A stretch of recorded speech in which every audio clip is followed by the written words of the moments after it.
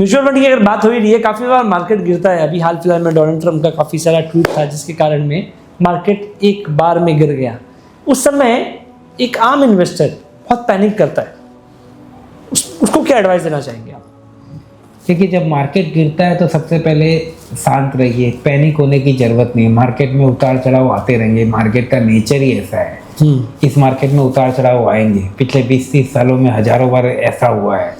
कभी Donald Trump आए हैं, कभी कोरोना आया है, कभी वर्ल्ड वार हुआ है, कभी लड़ाई छुड़ गई, कभी मोदी जी आज इलेक्शन में आ गए, कभी मनमोहन सिंह आ गए, कुछ ना कुछ चलता रहेगा, कभी कोई स्कैम आ गया।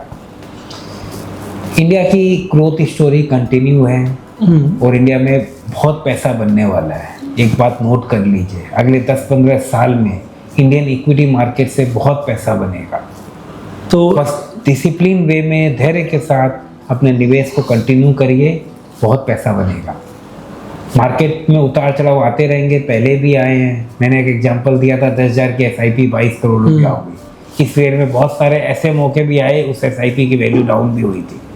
तो उसको उस समय जो आदमी पैनिक करता है तो उसको पैनिक नहीं करना चाहिए।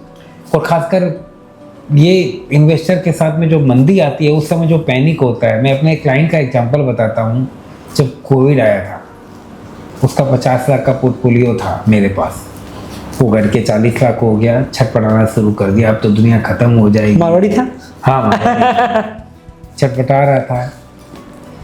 कोविड के टाइम पे मेरे को बोला मेरा पैसा निकाल दो। मैंने बहुत समझाया, उस समय 2-4 महीना के लिए फिर मान गया। जैसे ही मार्केट रिकवर किया, जैसे ही 50 लाख का उसका 51-52 लाख, मेरा निकाल दो, वापस से मार्केट गिरेगा, वापस से कोविड की लहर बढ़ रही है।